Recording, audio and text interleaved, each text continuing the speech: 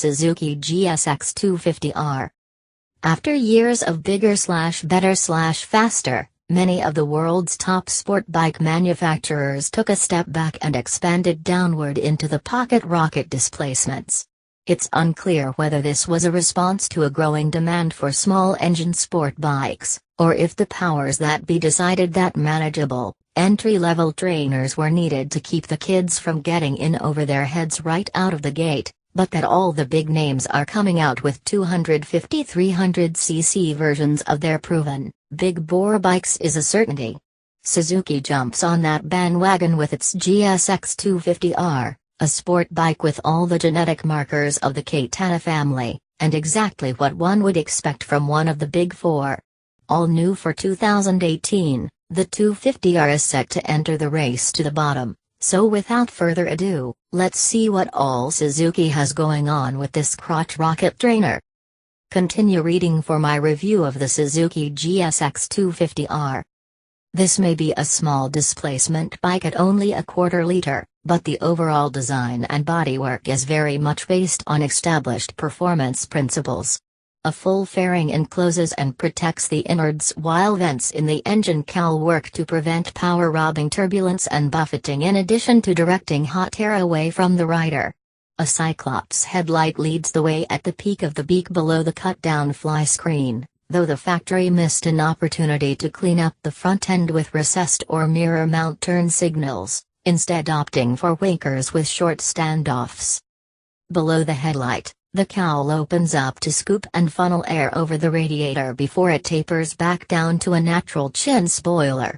Only the merest glimpse of the engine is possible through the cutaway at the back of the cowl, so if you're into being able to see the mill, I suggest you shift your focus to the naked bike category, cause this ain't your kind of bike.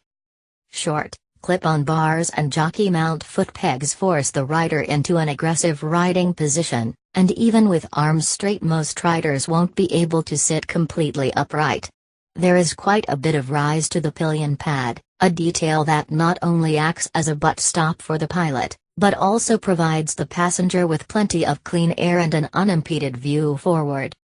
A kicked-up subframe gives it the nose-down/tail-up pose that makes it look rather like a sprinter crouched at the blocks, which is perfect if you do indeed intend to use this ride as a trainer before moving into the bigger super sports, cause that's the same attitude the big boy bikes display. Seat height is relatively low for a sport bike at 31.1 inches high. Tubular steel members make up the semi-double cradle frame that comes set up to resist the forces involved in carving the corners, and a yoke-style, two-side swing arm completes the standing gear. Suzuki tucked the rear shock away out of sight so it doesn't wreck the look of the ass end, but unfortunately, it also limited the adjustments to spring preload and nothing else. Granted, I know it's an entry-level bike and cost is a factor, but I am a firm believer that trainer machines should bear at least some of the cream you can expect in the higher-tier bikes. Just saying.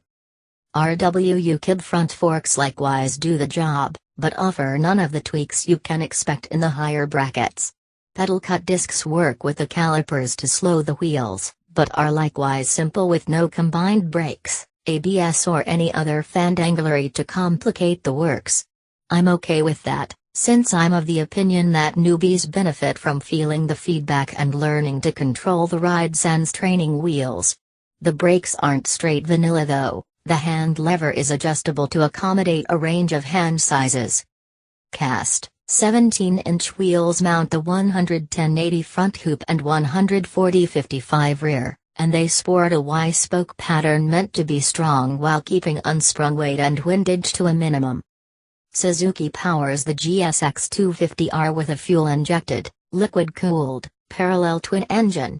The factory built-in details such as a street grind cam for friendly and predictable power delivery with a revised valve train that sports roller-bearing rocker arms and tapered stems to reduce mechanical losses and increase volumetric efficiency.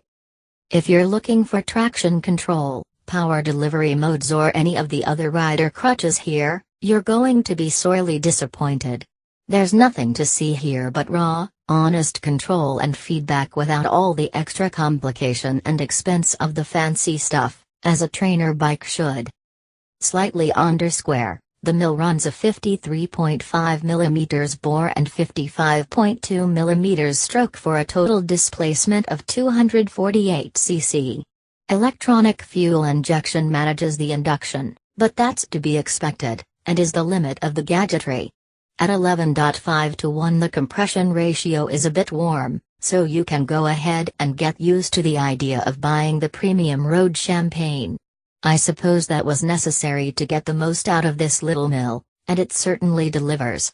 At 6,500 revolutions per minute the factory claims 17.3 pounds of grunt, but wind it up to an even 8 grand and all 24.7 horsepower is available for use.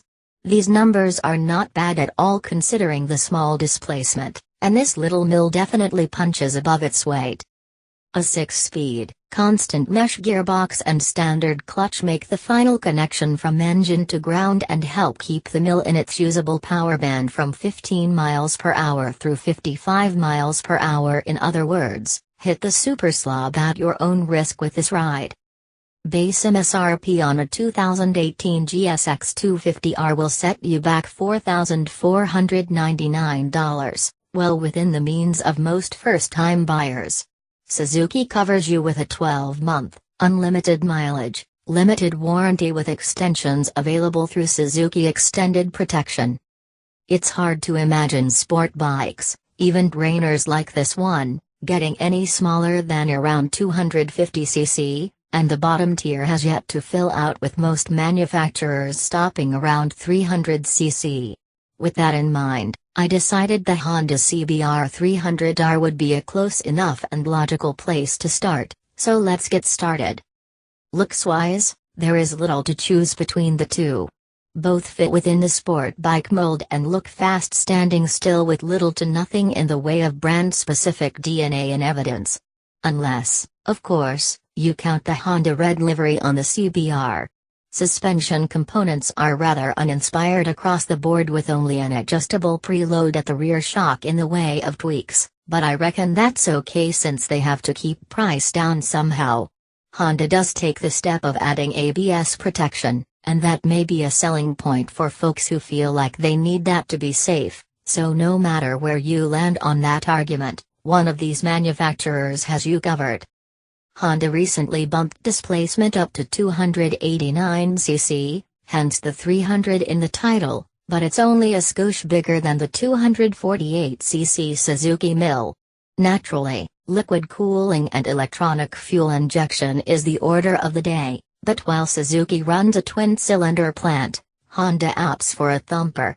Neither seem to gain an advantage beyond the slight difference in displacement. Honda milks 30 ponies and 19.9 pounds of grunt from its one-lung engine against 24.7 17.3 from Suzuki's parallel twin.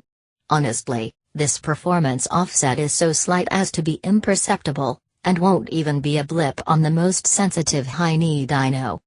Pricing is identical at $4,499, so in the end there is actually very little difference between these rides. And since most buyers looking at this deer will likely have no brand loyalty yet, I'd say it's a real toss-up here.